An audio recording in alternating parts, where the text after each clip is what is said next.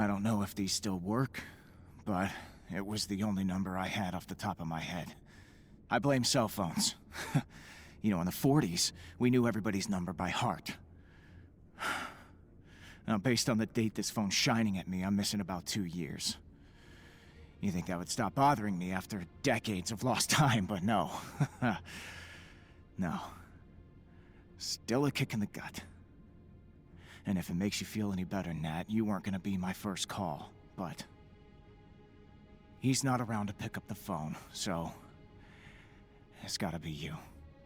You know, it was kinda nice, for a second. Forgetting we live in a world without Captain America.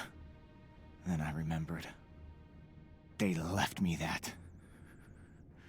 Whoever's pulling my strings sure has a sick sense of humor. Here's what I know. I'm not okay. I can hear the voices in my head and they're pretty much all speaking Russian. I'm definitely in an AIM facility. Those hexagons are hard to miss. And they have obviously reactivated me. I don't know how long I'll be in my right mind, so I'm sending you a location. The last place I remember. See if you can follow my footsteps from there. And, Nat, hurry. I met Steve in 1941. I was 16, he was 20, and, Uncle Sam thought Captain America needed a sidekick. I knew as soon as I met him that we, that he, God damn it. You know, I don't do these. I mean, everyone I know who I might have done it for died over 60 years ago at the other end of a Nazi weapon. So I missed him. I missed all of it. I missed every funeral or memorial or tribute. You name it, I wasn't there. And after I came back, I lived with that because I knew Captain America, the man who everybody loved and respected.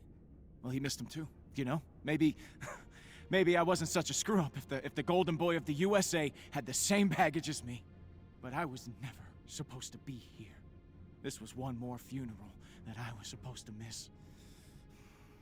You know, people, they think Steve Rogers was reckless. You know, they say he was always rushing into danger. But that man never took on a single fight he couldn't win. Ever. He came back home every single time. And he brought his men back too. Except once, I guess. Not twice. I was supposed to go first! Just because you never said the words doesn't mean you didn't promise that I'd never have to be here. I'm sorry, I'm done. No, I can't, no, I can't do this. Nat, I have to go, okay? No, please, just let me get off, Nat! Just leave it! How did you do it, Steve? How did you wake up from 5 years on ice and not want to kill the next person who looked at you sideways? Because after all these decades, the only thing that feels familiar about waking up in a world I don't recognize is the anger. I mean, I was an angry kid. I would have believed that I wasn't, that I was better before, but the Army saw something in me they could work with, and I know I clocked you a few times over nothing, so I can't just blame this on the Russians. In fact, they tried to brainwash it out of me. But every time I woke up before they said the code words, I felt like I was on fire inside, like I wanted to chew everyone in the room up and spit them out. And now, now I don't even get the piece of brainwashed ignorance. I just think about Monica Rappaccini and I see red. So, how did you do it? How did you wake up and not want her dead? I mean, she took 5 years of your life. She only took 2 of mine. Don't you want revenge? Don't you want to wipe that self-satisfied smirk off her face for good? No, you don't. Because you're a better man than I am. You always were. Even before. What did you see in me that made you think that I would be better than this? Better than revenge? Because I don't feel better, Cap. I feel like taking from them what they took from me. Everything. Hey, it's Bucky. Which you know. It's just when I saw you standing there When you pulled me out of that facility, I couldn't... I couldn't believe it. And I don't really know what the protocol is for this. I mean, what did you do when you found out I wasn't dead, huh? They got greeting cards for congrats on your resurrection or something? This is coming out wrong. Holy crap, Steve. I went to your funeral, you know? And after you were gone, well, the Avengers just... They fell apart, you know, and I lost it. Nat went dark, and, Thor turned into Mother Teresa.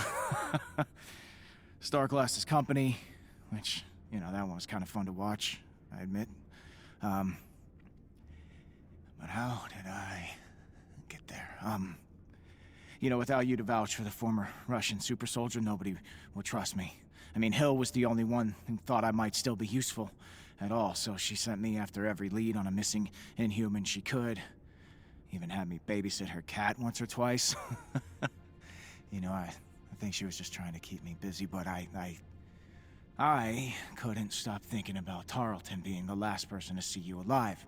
And I needed answers, so I went after him. And, well, apparently that's how AIM picked me up. Gave me a false lead on his whereabouts, and the next thing I know, well, here we are, 2 years later. I don't know all the details yet of what I did for them, but, what I have figured out is it's bad. Really bad. Like, helping kidnap more Inhumans for their sick experiments. Bad. But this is the stupidest message. You know what? I'm sorry, about all of this. We'll talk soon, okay? Face to face. Welcome back, Steve. Oh, and if I hug you a little too tight when we see each other next, no, I didn't. Okay? Yeah, bye. James, when I saw you at the congressional hearing, I knew you wanted to talk. It's one of the things I love about you. Reading your face like it's a secret code only I can decipher. And I know a letter is the coward's way out, but it's all I've got. I'm about to go dark for a long time, and I couldn't let that be the way I left things. So here's my best attempt. I'm sorry. I'm sorry that to the Russians the way you felt for me was proof you had a heart that needed crushing. I'm sorry I pretended not to know who you were when Steve brought you back. And I'm sorry I took him from you. Love, Nat.